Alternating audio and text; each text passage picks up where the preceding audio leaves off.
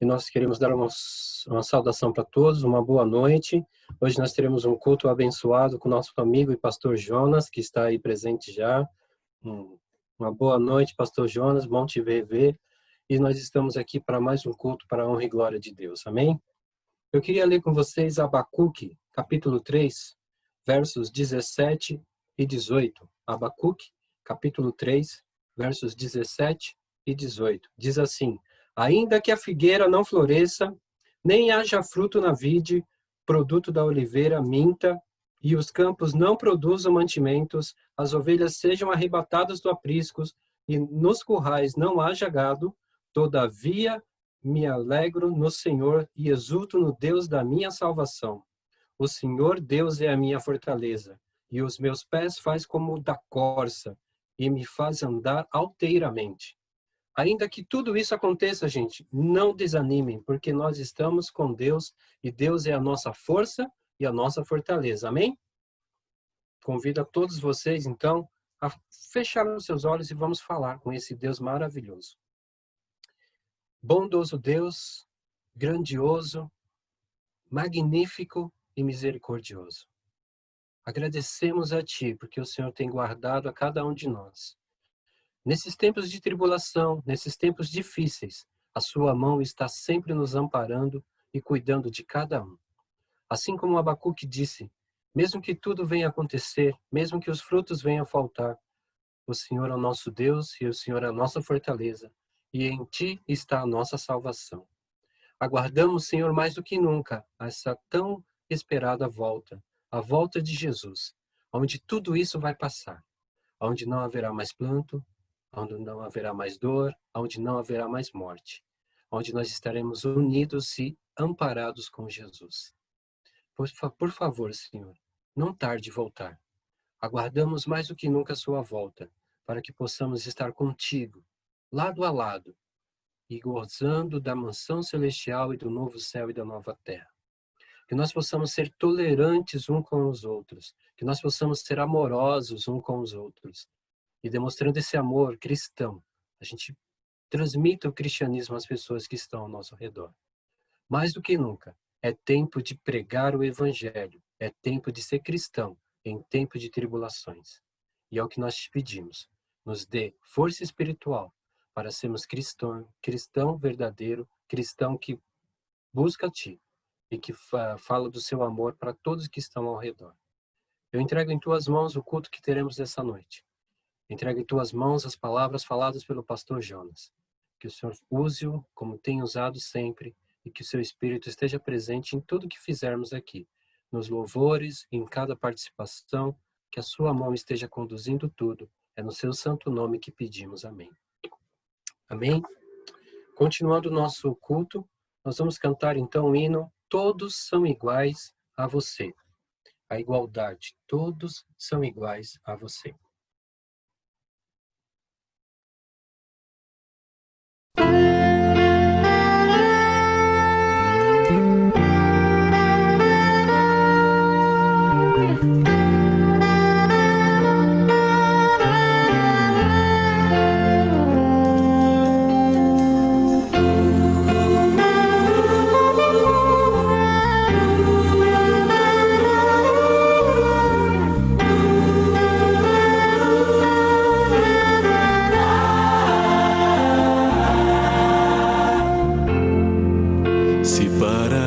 Pra pensar,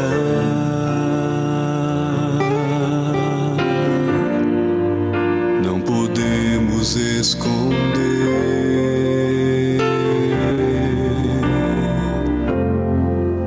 que esquecemos das pessoas,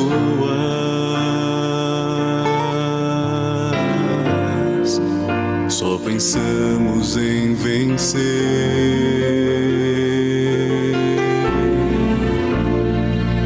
Siga a luz da esperança,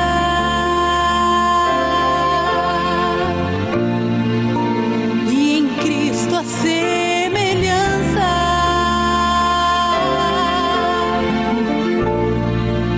pra um dia perceber que nenhuma diferença entre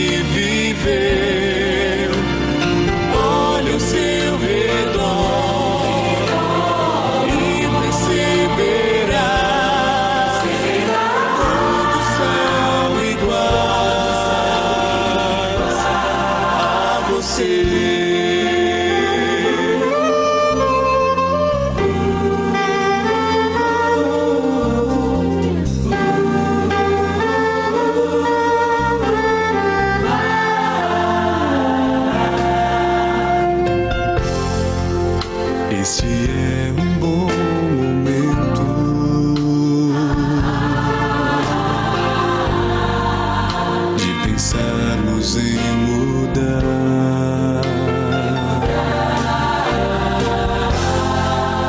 Temos tempo pras pessoas.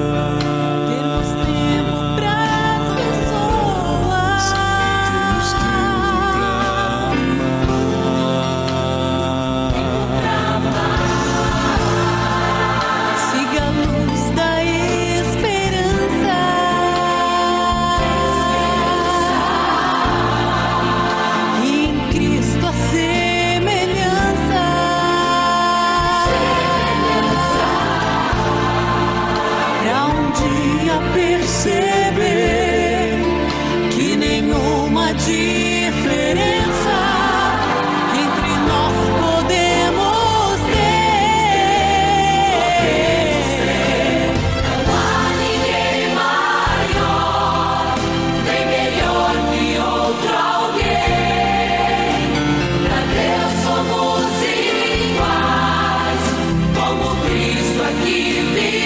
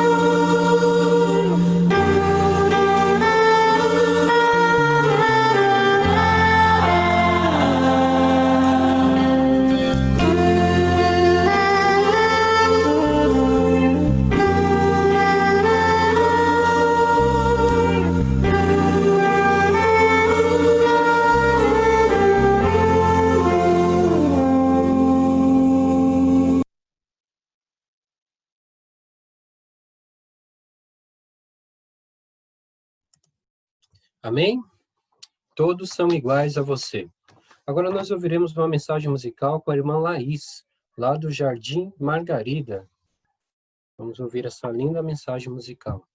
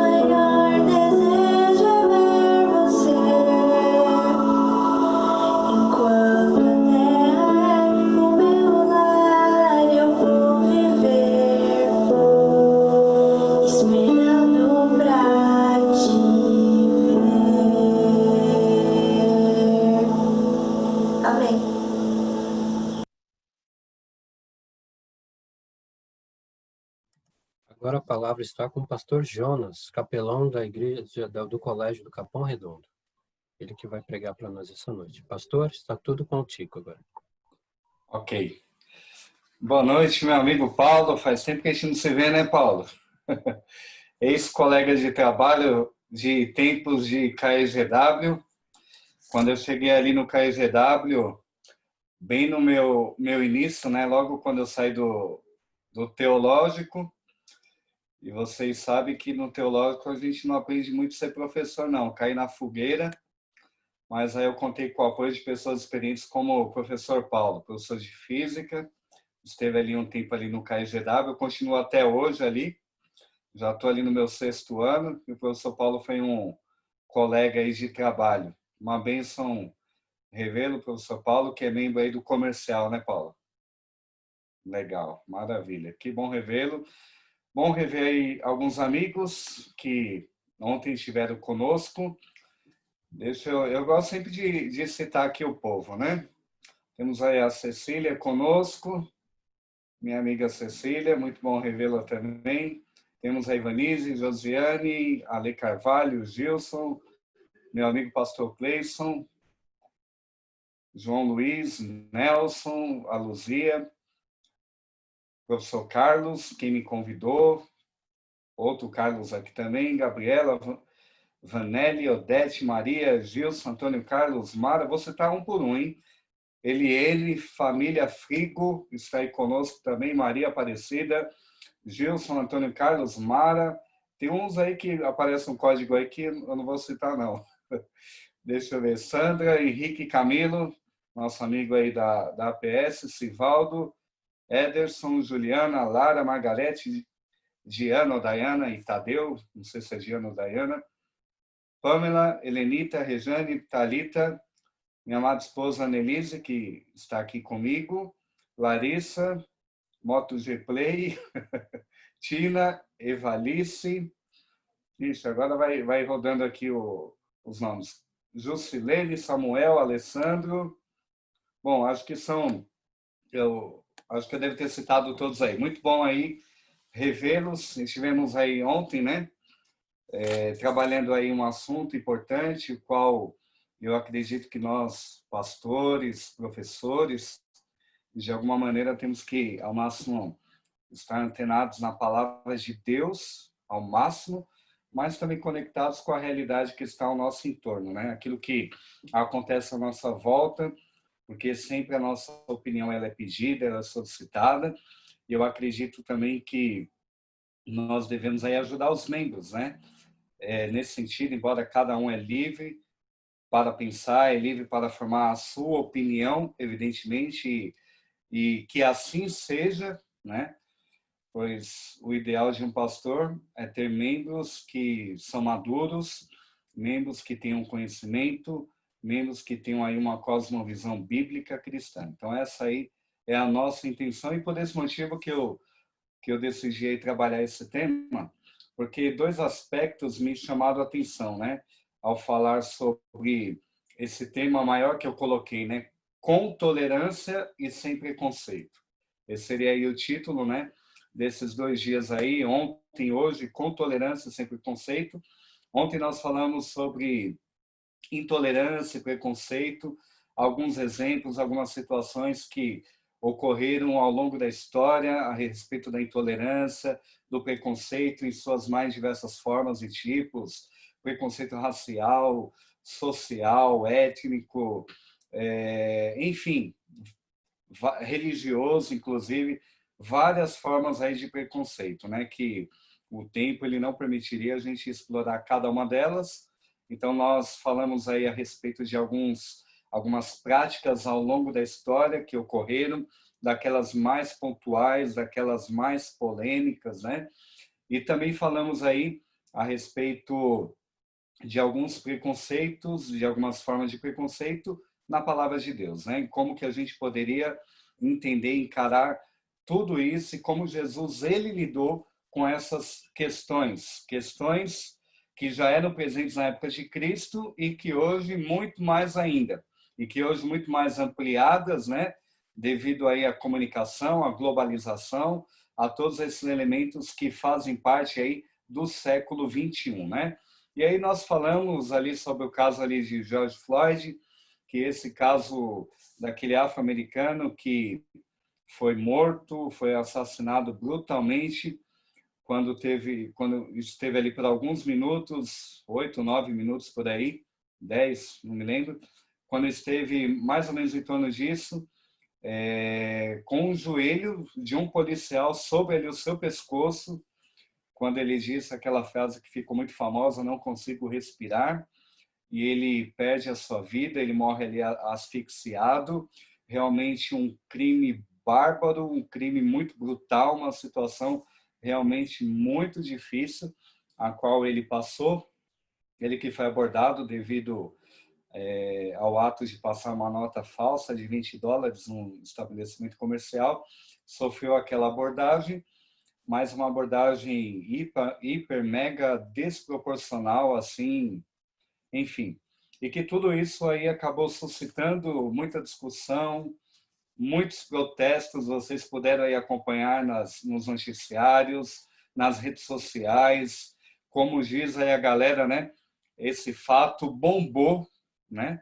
Bombou aí na internet, na grande mídia também, e nós podemos aí se deparar ali com uma cena bastante terrível, e tudo isso trouxe aí a questão aí do racismo, a questão do preconceito, a questão da intolerância, né?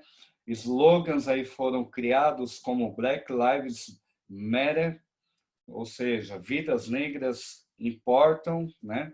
E sabemos que a questão do racismo lá na América é uma questão que ela vai além da estrutura, é uma questão que no passado foi muito institucional também, comportamental, é um negócio realmente muito complicado, a questão ali do racismo ali, da segregação racial ali na América, que já teve, evidentemente, contornos aí institucionais, com leis, né, que proibiam aí a associação de negros e brancos em compartilhando mesmos espaços aí públicos, como, por exemplo, ônibus, né? E vimos ali protestos, manifestações, quebradeira, violência baderna ao máximo. Vimos ali manifestações ali nas ruas, ali na América, em frente à Casa Branca também, onde fica o nosso querido Donald Trump, né? Presidente aí dos Estados Unidos da América. E vimos ali realmente um momento ali muito complicado, muito conturbado, e isso daí não se resumiu à América. Quando você vê um noticiário, você pode observar que em Paris, Londres, para citar aí alguns lugares, muitas manifestações, muita confusão, muita quebradeira, estabelecimentos comerciais sofrendo saques, né? Algo meio sem sentido, né? Pelo menos eu vejo dessa maneira, né? Como buscar representar a memória de um negro agindo com tamanha violência, brutalidade, né? E por isso que eu escolhi o título para a mensagem de hoje como a intolerância dos tolerantes. A intolerância dos tolerantes, ok?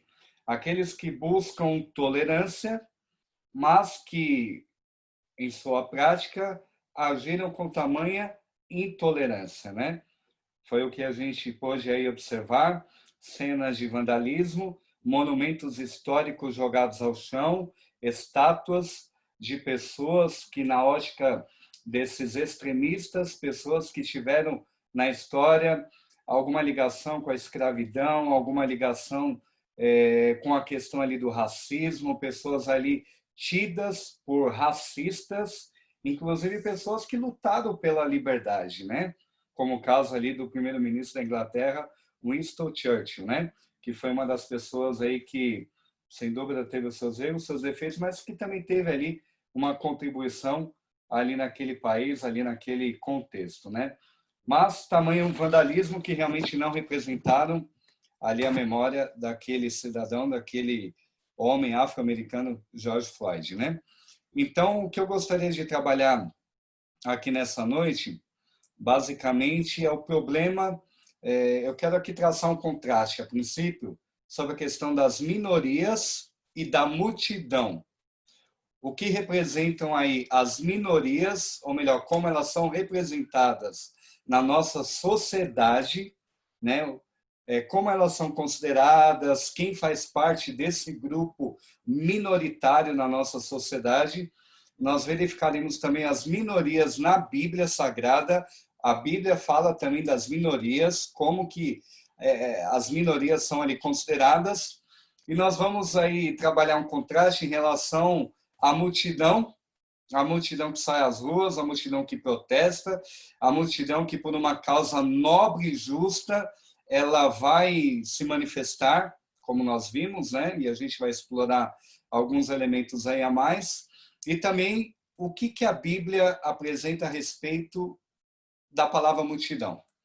Multidão na Bíblia, como Jesus encarou a questão das multidões. Então a gente vai trabalhar nessa linha, buscar entender as minorias, buscar entender a multidão, tanto no âmbito da nossa sociedade hoje, bem como na palavra de Deus. Então é esse caminho que eu quero percorrer e no final eu quero propor que você realmente faça parte de uma minoria.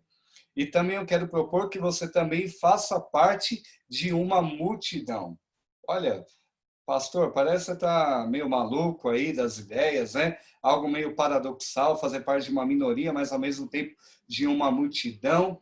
Mas eu entendo que vai ser algo que vai contribuir para cada um de nós, né? Mas falando aí a respeito das minorias, eu gostaria que você desenvolvesse uma cosmovisão bíblica, que você tivesse uma visão fundamentada, pautada na palavra de Deus, e que ao máximo eu e você como cristãos fôssemos aí libertos de ideologias políticas.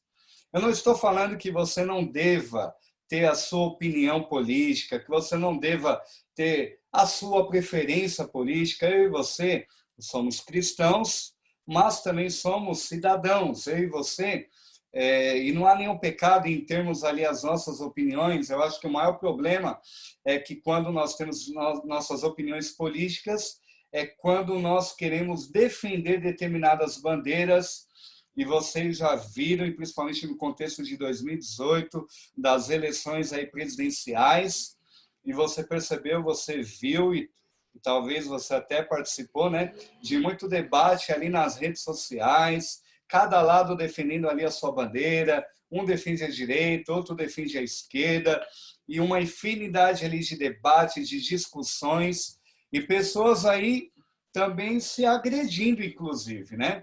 Se agredindo ali nas redes sociais, trocando xingamentos, indo a extremos. E eu penso, e já quero adiantar aqui, que como cristão, essa não é uma postura tolerante, não é uma postura ideal, não é uma postura a qual eu acredito que eu e você não deveríamos ter. Eu acho que é uma questão muito delicada, né? Como vocês dizem, né? Futebol, religião, política, são coisas assim que a gente evita um pouco a discussão, acho que seria sábio, porque muitas vezes a gente quer provar nossa intelectualidade, quer provar que sabe mais, quer convencer o outro que a nossa ideia é melhor, e no final não chega a lugar nenhum. Eu não sou muito favorável desse tipo de discussão, eu mesmo, você pode observar, nas redes sociais, dificilmente vai me ver atuando dessa maneira. Mas eu entendo que eu atuando dessa maneira, e se você atua dessa maneira, eu também não sou melhor do que você. Eu tenho virtudes e defeitos, eu tenho algumas virtudes, tenho alguns defeitos, você tem outras virtudes e tem outros defeitos também. Ninguém é melhor do que ninguém, ok? Então eu quero trabalhar nessa direção. Ninguém é melhor do que ninguém. Mas nós vimos aí realmente, principalmente desde 2018 para cá, essa polarização, né? Esquerda, direita, eu sou de esquerda, eu sou de direita, eu defendo isso, eu defendo aquilo. E eu acho que, como cristão, não é muito sensato nós defendemos bandeiras políticas. Até porque cada ideologia, os partidos políticos, eles são fundamentados em ideologias. E cada um dos dois lados tem um conjunto ali de ideias, né? E algumas ideias, elas até concordam com aquilo que está na Bíblia, né? Uma determinada vertente, ou direita ou esquerda, ambas podem apresentar ideias que vão combinar com aquilo que está na Bíblia. Mas, por exemplo, à direita, vou citar aqui à direita, só a título de exemplo, haverá ideias que poderão combinar com a Bíblia, mas na direita há ideias que não combinam com a palavra de Deus. Na esquerda, há ideias que podem até combinar com aquilo que está escrito na Bíblia, mas também há ideias que não combinam com a Bíblia. Então, eu e você, como cristão, que somos pautados, embasados, fundamentados neste livro, eu acho que não vale a pena a gente defender bandeira política. Embora você tenha a sua preferência, e eu também tenho a minha, defender bandeira política, primeiramente, não é o meu e não é o teu chamado.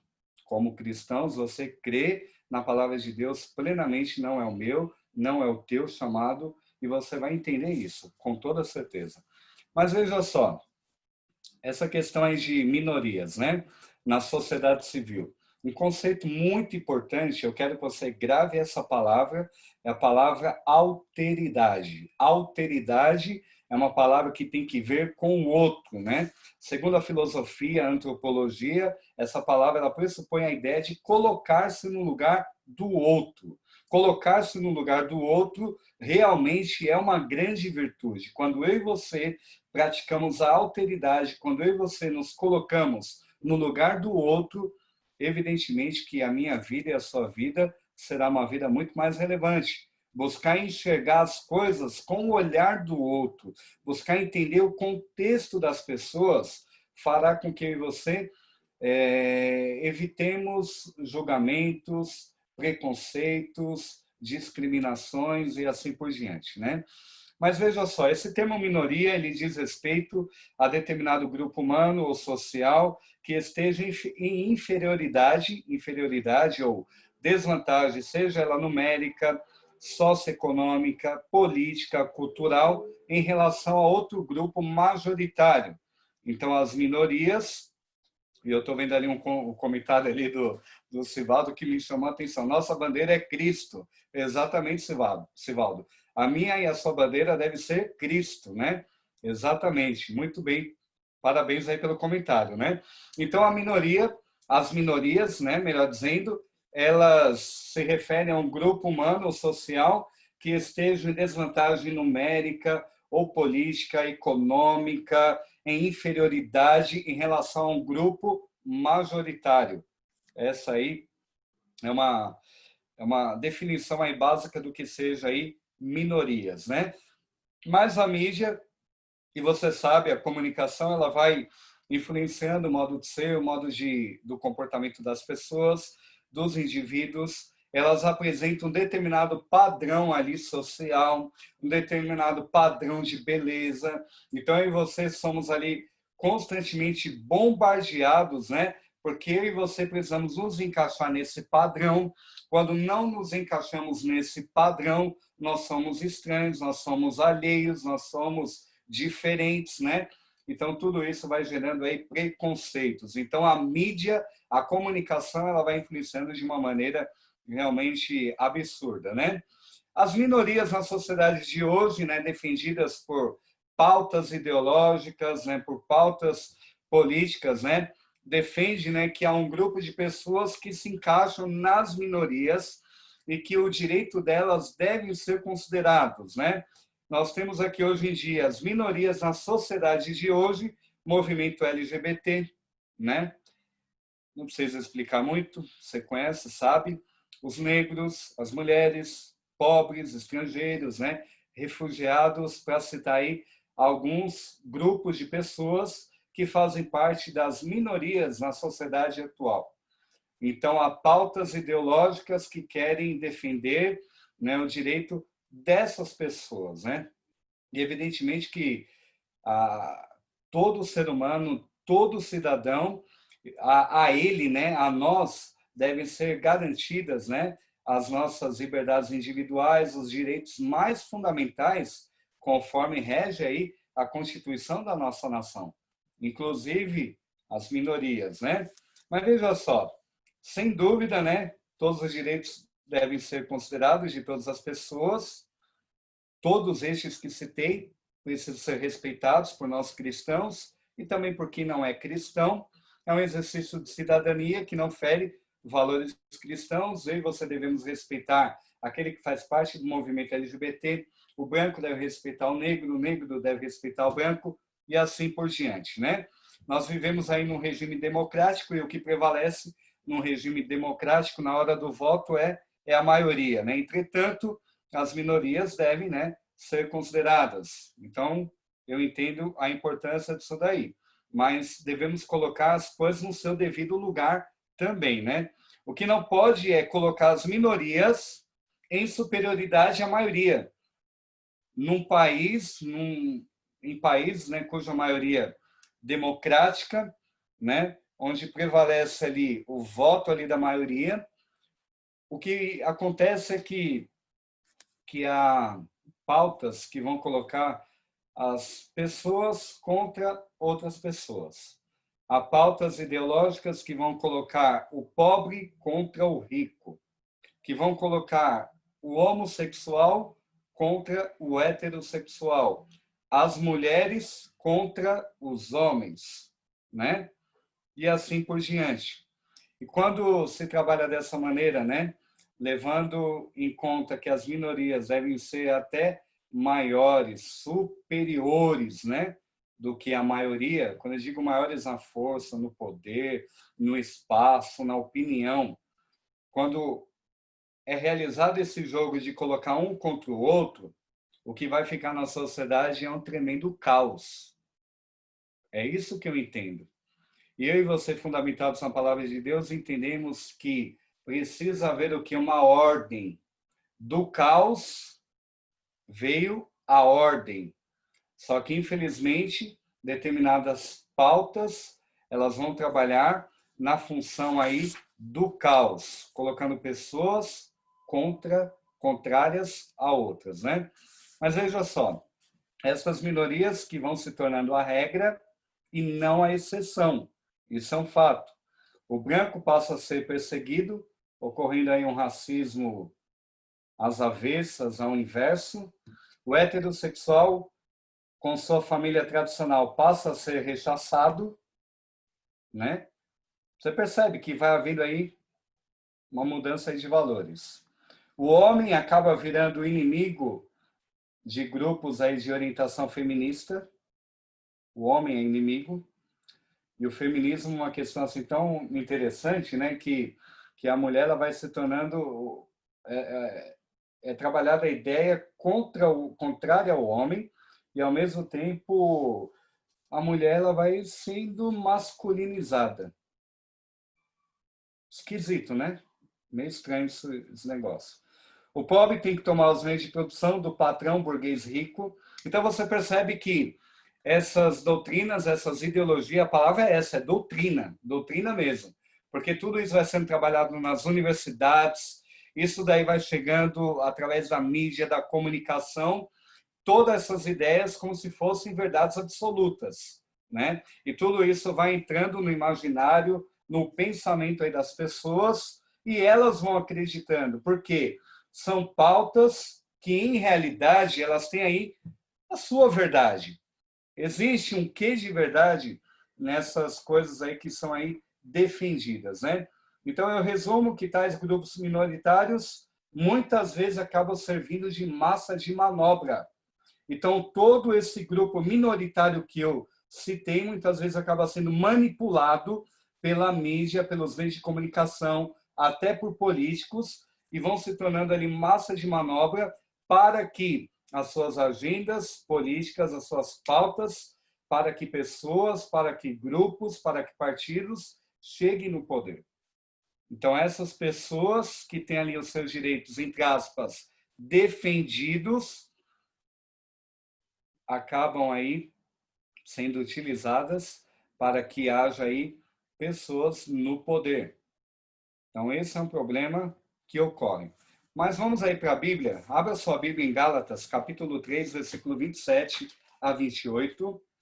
Queridos, a minha intenção aqui hoje não é ficar discutindo política, mas é apresentar um pouco a realidade social e como eu e você devemos nos portar, e principalmente eu não quero que você seja enganado. Eu não quero que você seja mais um nessa engrenagem, nessa engenharia onde você vai perdendo aquilo que você acredita na palavra de Deus, os valores cristãos, bíblicos, eles vão se perdendo, e eu, como pastor, eu tenho preocupação em relação a isso, tá? Então, eu gostaria de propor, né, esse assunto nessa direção, mas, acima de tudo, fundamentado na palavra de Deus, a qual deve formar a minha e a tua visão, né? Então, Gálatas, capítulo 3, versículo 27 e 28. Porque todos quantos fostes batizados em Cristo, de Cristo vos revestistes. De sorte que não pode haver judeu, nem grego, nem escravo, nem liberto, nem homem, nem mulher, porque todos vós sois um em Cristo Jesus. Eu citei esse texto ontem e reafirmo e digo que, para Deus, no reino de Deus, todas essas distinções, elas vão desaparecendo.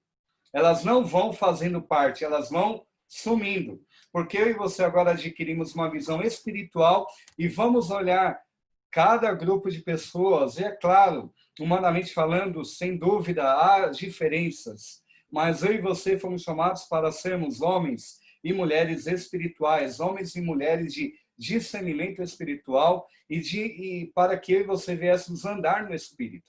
Logo, eu e você somos convocados, segundo o apóstolo Paulo diz, para que eu e você tenhamos a mente de Cristo. Ter a mente de Cristo, enxergar como Cristo as pessoas, é o chamado que Deus ele tem acima de tudo que eu vou falar aqui nessa noite, que eu já tenho falado, é isso que Deus ele quer que eu e você nos tornemos homens e mulheres espirituais, homens e mulheres fundamentados no assim diz o Senhor, ok? Mas veja só, é importante entendermos como Jesus tratou os vulneráveis, as minorias, os pobres, os órfãos, né? Que é o que vai dizer aqui a palavra de Deus, né? A respeito aí das minorias. As minorias na Bíblia, abra sua Bíblia em Isaías capítulo 1. Agora nós vamos aí abrir alguns textos, ok? Isaías no capítulo 1, versículo 17, 18, eu vou citar alguns exemplos de minorias na Bíblia.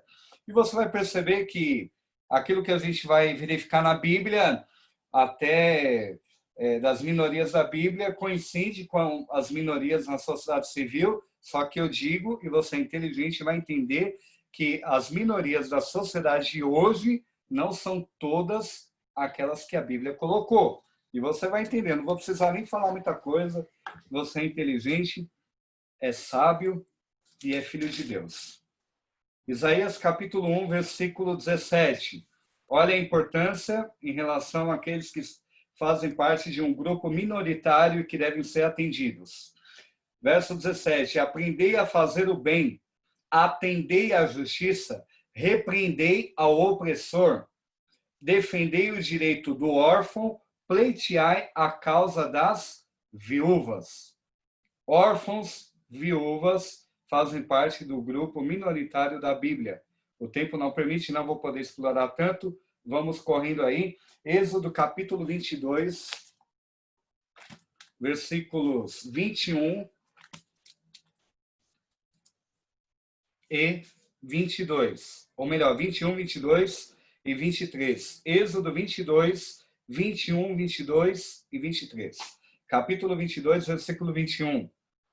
Diz assim, ó. Não afligirás o forasteiro, nem o oprimirás, pois forasteiros fostes na terra do Egito. Olha que interessante. Mais um grupo que faz parte aqui das minorias da Bíblia são os estrangeiros, forasteiros. Na Bíblia, a mensagem, a palavra estrangeiros, muito claro, né? Interessante que Deus está falando aqui, ó, na lei aqui de Moisés, né? Olha, você lembra de onde você veio, viu? Lembra de onde você veio. Olha, não esqueça as tuas origens. Você com certeza já deve ter ouvido falar isso, né? Aquele que hoje tem uma melhor condição social, olha, não esqueça das tuas origens. Você já esteve do outro lado. Você já passou dificuldade. Pastor Jonas, não esqueça das tuas origens. Você já teve um passado muito mais complicado, muito mais difícil. E aqui Deus ele está falando, forasteiro estrangeiro, você não esqueça que você esteve lá no Egito. Você foi estrangeiro, foi oprimido, foi escravo. Ok? Então, agora Lucas capítulo 18, não precisa abrir o texto não, por conta do tempo, mas depois você pode ler, ali tem a parábola do juiz injusto, a parábola do juiz iníquo. E aquela parábola vai contar a respeito de uma mulher viúva que ela pleiteava ali um direito, ela queria que a sua causa fosse ali defendida, mas ali um juiz, é uma parábola, né? Ali há um juiz que ele é injusto, que ele só vai defender a causa daquela viúva porque aquela viúva ameaça ele. Porque aquela viúva é uma possibilidade de prejudicar a reputação daquele juiz. Ela é mulher, você sabe que na sociedade de Cristo, mulher praticamente era inválida, não tinha direitos, né? Ela era viúva, ou seja, ela já foi casada, perdeu ali o seu homem, perdeu ali o seu marido, estava numa situação de maior vulnerabilidade e, para complicar tudo ainda, aquela mulher era pobre. Olha que situação, né? Então, Jesus ele vai utilizar aquela parábola com o fim de apresentar que se aquele juiz injusto, mau, que não queria defender o direito, a causa daquela mulher pobre, viúva, muito mais Deus ele vai fazer justiça aos seus escolhidos. Muito mais Deus vai defender os seus filhos. E ali a recomendação é para que eu e você venhamos perseverar, venhamos ter fé, porque o nosso Deus, ele faz justiça na minha e na sua vida. E o nosso Deus, ele imputa, inclusive, ele coloca sobre nós a sua justiça. Então, ali um recado a respeito da perseverança, a respeito da fé, que Deus, no momento certo, embora pareça demorar, ele vai fazer justiça. Ok? Então, ali um ensinamento, mas você percebe, mulher, viúva, pobre, né? Citamos aqui os órfãos, estrangeiros, como fazendo parte dos grupos, ou melhor, do grupo minoritário que a Bíblia apresenta. Na sociedade civil atual hoje, muito semelhante, mas colocado aí alguma coisa aí a mais, né? Como fazendo parte aí do grupo, e você sabe quem é. As minorias nos tempos de Jesus, como que ele lidou, né? Ele se deparou realmente com uma sociedade marcada pelas diferenças sociais, ele atuou, ele teve misericórdia, ele confortou. Jesus, ele não tratava os necessitados com indiferença ou com desprezo. Ele conviveu, ele soube conviver tanto com o pobre quanto com o rico. Aquele papo que Jesus ele escolheu o pobre e não o rico, não é verdadeiro. Jesus esteve com os ricos, veio para salvar os ricos, ok? Mas, sem dúvida, Jesus ele deu uma atenção especial também aos pobres, aos necessitados, aos doentes, aos enfermos. Ele curou, realizou milagres, ele atendeu a necessidade daquelas pessoas que estavam aí em desvantagem. Jesus, em relação àquele que estava carente, né? O cuidado dele não era uma ação política, mas, pelo contrário, era resultado da graça de Deus. Jesus não veio distribuir renda. Jesus veio salvar a humanidade e, como resultado natural da graça que nele operava, na sua dependência com o Espírito, ele cuidou daqueles que tinham necessidade. Assim, eu e você também somos chamados a cuidar daqueles que padecem necessidade, não por uma ideologia, não por uma bandeira política, mas pelo resultado natural da graça de Deus que alcançou a minha vida, que mudou a minha vida, que mudou a sua vida, que transformou o meu e o seu coração. Então, por esse motivo, como resultado, eu e você vamos atender a necessidade daqueles que estão em necessidade. Ou seja, é resultado, não é a causa do Evangelho. A causa do Evangelho é a transformação, é a conversão, é o novo nascimento. E o resultado qual que vai ser? Inclusive, atender aqueles que são necessitados. Interessante que há um relato na Bíblia que Jesus ele não vai repreender uma mulher que chega e derrama ali um vaso de perfume sobre ele ali, homenageando ele. Quando um dos discípulos, se não me falha a memória, Judas, havia falado assim, nossa, mas, poxa, está aí desperdiçando um vaso, poderia vender ali e dar aos pobres, né? Uma situação interessante que ocorre ali. Mas Jesus, ele não repreendeu o ato daquela mulher, muito pelo contrário, ele considerou, naquele instante, ele não orientou que fosse vendido e dado ali aos pobres, né? Então você percebe o equilíbrio, que a prioridade do evangelho é, ou melhor, que o evangelho ele é a prioridade. A ajuda, o atendimento àquele que é necessitado, ele é resultado do alcance da graça de Deus na minha e na tua vida. E como eu disse, Jesus ali naquele momento, ele curou muitas pessoas, né? Mas veja só, então nós falamos aqui um pouco da minoria, das minorias, eu vou acelerar um pouco mais aqui, por conta do tempo. Eu sei que talvez alguns ainda não jantaram, né? Mas eu também não quero estimular aí a sua fome aí nesse momento, mas já estimulando, né? Eu sei que alguns aí não jantaram, mas fique tranquilo, vocês vão jantar aí na hora certa, ok? Mas veja só, falando agora um pouco a respeito da multidão. Um ditado, né, muito conhecido, a voz do povo, a voz da multidão é a voz de Deus? Será? Veja só. Voltando aí aos protestos das multidões enfurecidas diante da morte de George Floyd. Protestos e discursos a favor das minorias. Vocês percebem que eram protestos a favor de algo bom, que era a luta contra o racismo, algo bom. Mas é a maneira como isso foi levado, né? Baderna, quebradeira, já falamos aí, né? Interessante que nessa luta, algumas pautas elas são colocadas. Existe um grande antagonismo em relação a policiais. George Floyd foi morto e, se não me engano, uma semana depois, poucos dias depois, um policial negro foi morto, mas não houve manifestação em relação a isso. No mínimo curioso, né? Mas veja só, manifestações, protestos fazem parte aí da democracia, mas aquilo que aconteceu, né? E aí houve grupos ali chamados os antifas, né? Antifascismo, grupos que lutam contra essa questão da supremacia branca, contra o fascismo, um fascismo que, na verdade, foi um movimento político ocorrido na Itália no passado, mas que é dito por esses grupos, né, que ocorre hoje, eles lutam, né, contra esse fascismo.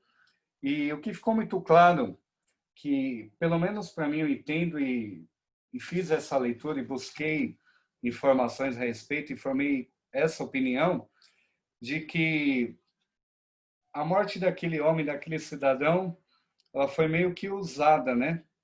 Eu entendo que a morte daquele homem, ela serviu ali para que esses grupos lutassem ali contra o sistema, para que esses grupos, de maneira violenta, baderneira, viessem instalar o caos na sociedade e colocar suas pautas ideológicas.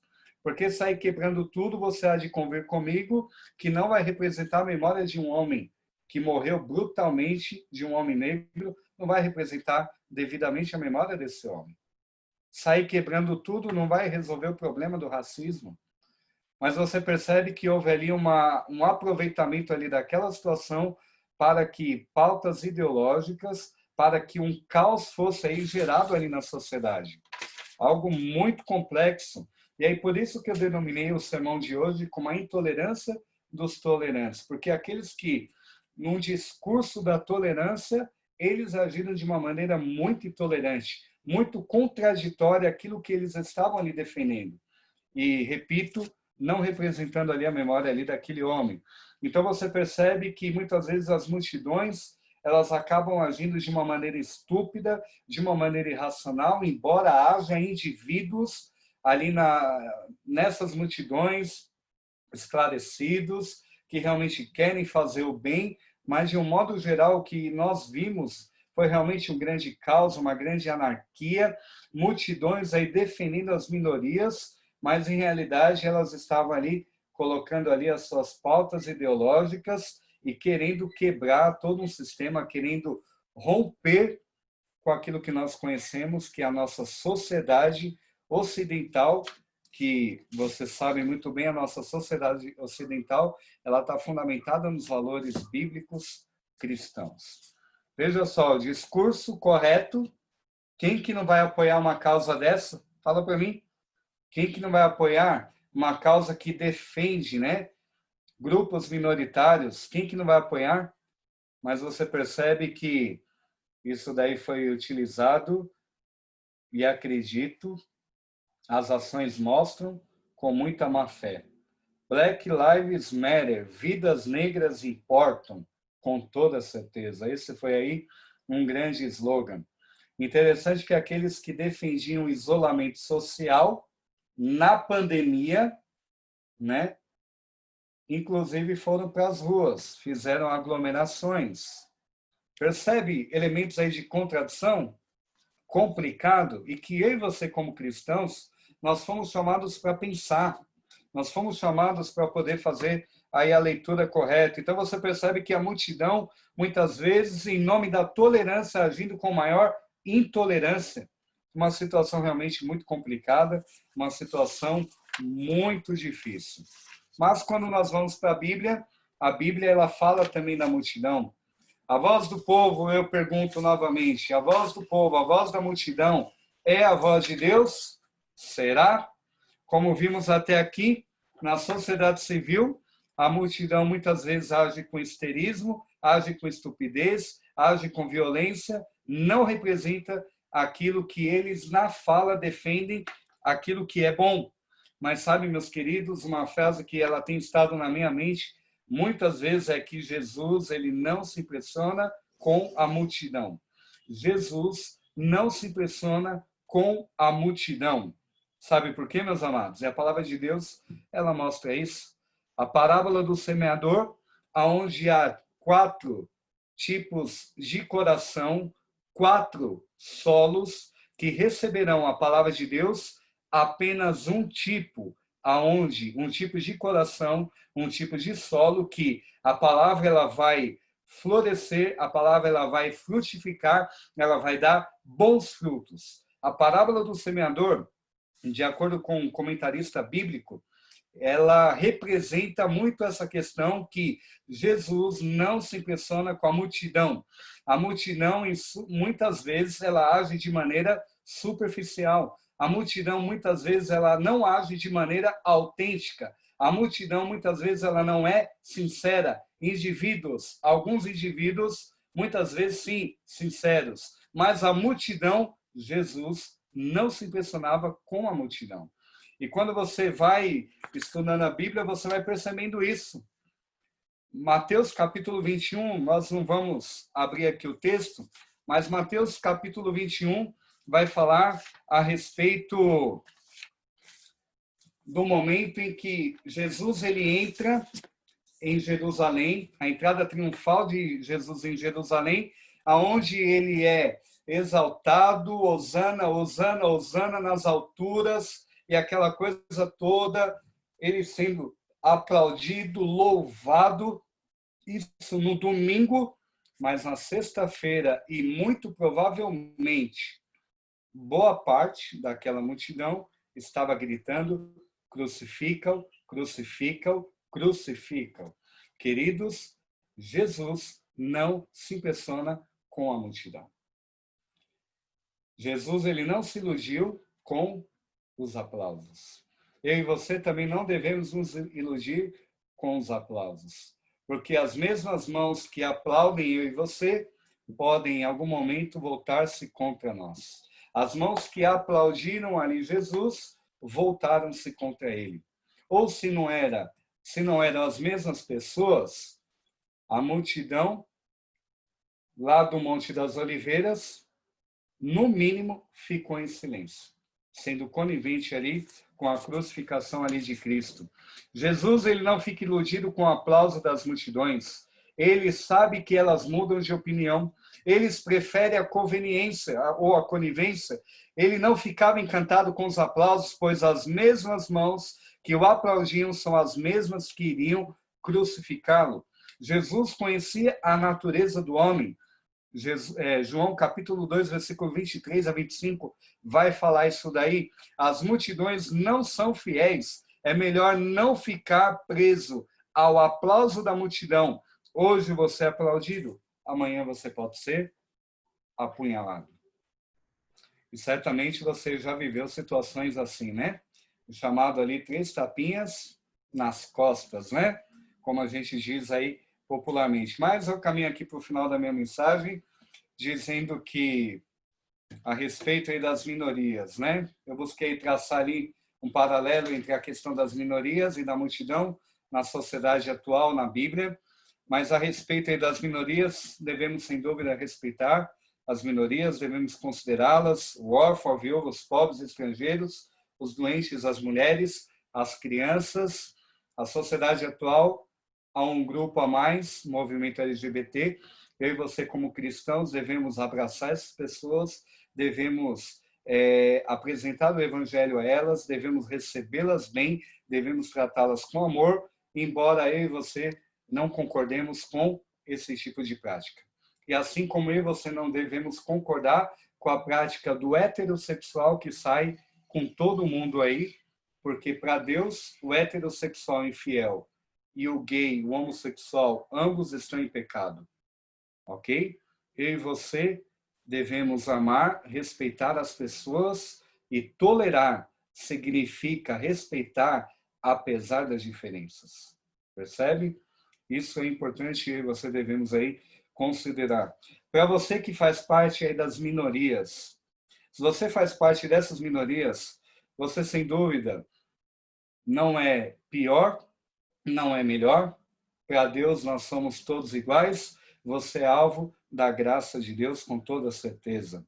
Mas eu quero propor que você, sendo ou não parte dessas minorias, eu quero propor que você faça parte de uma minoria.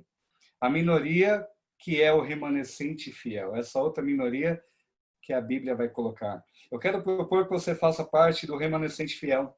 Aquele que guarda os mandamentos de Deus e tem um testemunho de Jesus. O remanescente fiel é aqueles que sobraram. O remanescente fiel é aquele que são aqueles que restaram. É a minoria. O remanescente fiel é aquele que vai suportar a luta que ele vai sofrer por parte de uma maioria que no final receberá a marca da besta e que vai perseguir o remanescente fiel. Eu gostaria de propor que você fizesse parte desse que é o remanescente fiel. Que você, sendo ou não dessas minorias que há na sociedade, que há na Bíblia, que você fizesse parte, que eu fizesse parte dessa minoria. Mas eu gostaria de propor para você também que você faça parte da multidão. Não a multidão da sociedade atual. Não a multidão que muitas vezes a Bíblia apresentou e que rapidamente nós tocamos aqui. Mas eu gostaria que eu e você fizéssemos parte daquilo que João viu lá no céu. Da visão que ele teve quando ele viu uma grande multidão que ele não podia enumerar.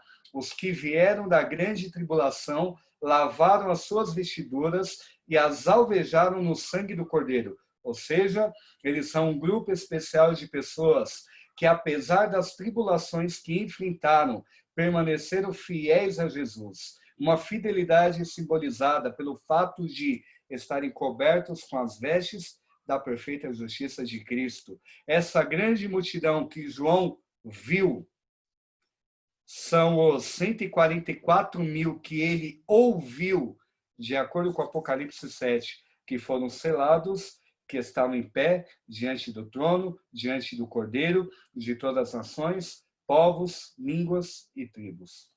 Que eu e você façamos parte lá no final dessa grande multidão, daqueles que também são 144 mil, que passaram pelas lutas, pelas tribulações dessa vida, mas que vão permanecer em pé diante do trono de Deus e diante do Cordeiro.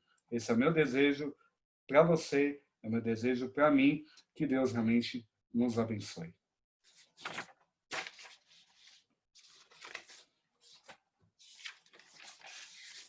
Depois dessa mensagem, vamos cantar o hino Todos Somos Iguais.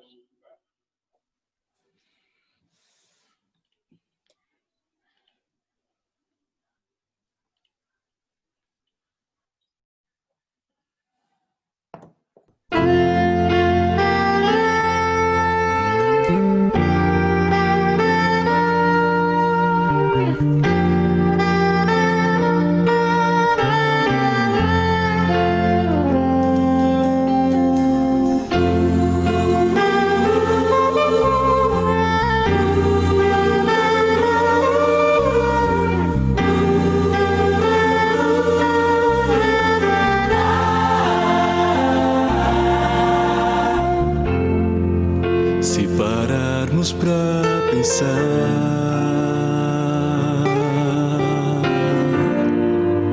não podemos esconder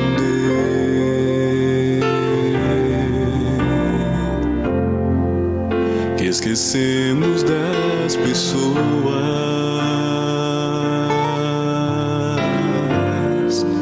só pensamos em vencer.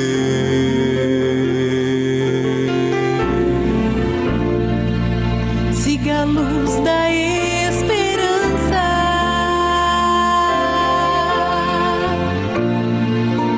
e em Cristo a semelhança,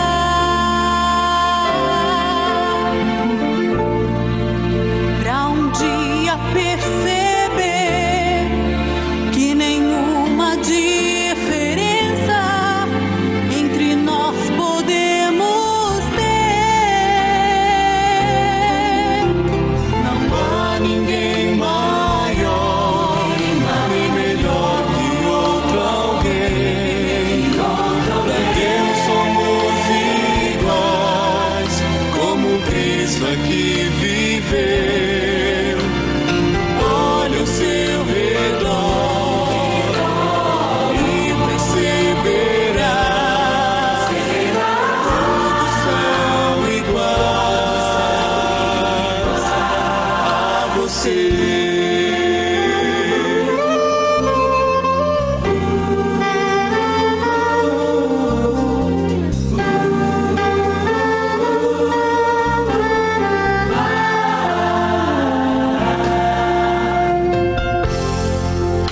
Este é um bom momento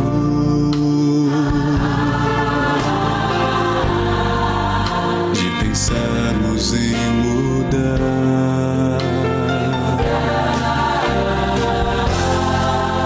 Temos tempo pras pessoas. Temos tempo pras pessoas. Temos tempo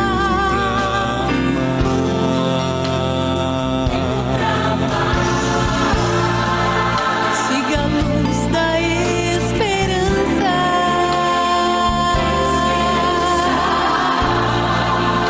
e em Cristo a semelhança,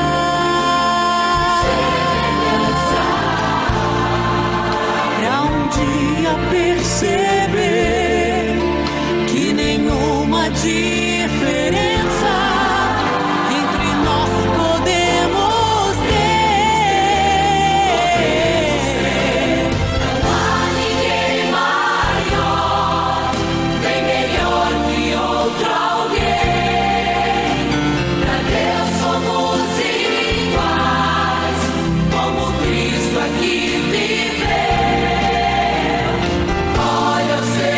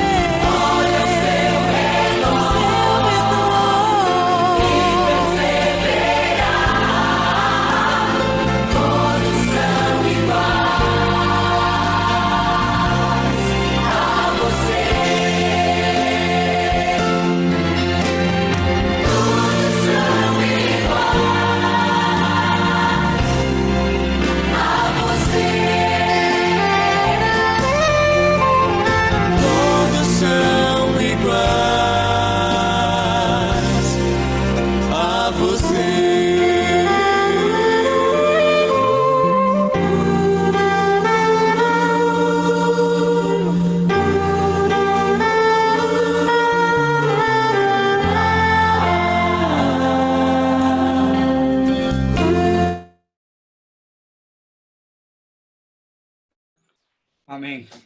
Todos são iguais a você, né?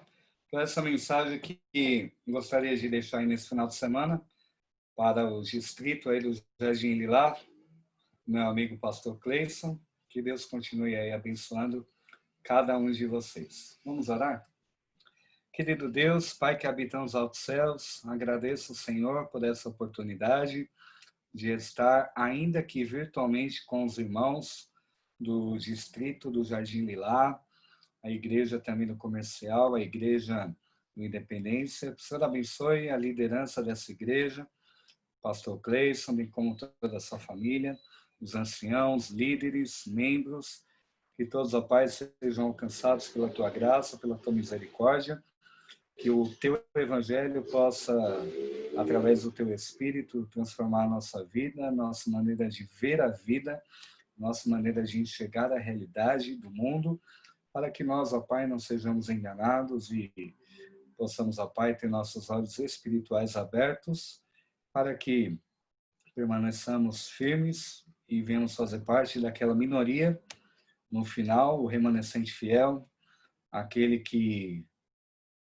estará ao teu lado, aquele que estará ao lado da tua lei, para que mais adiante façamos, ó Pai, parte da grande multidão, daqueles que estarão diante do teu trono e diante do Cordeiro. Te agradeço, ó Pai, em nome de Jesus. Amém.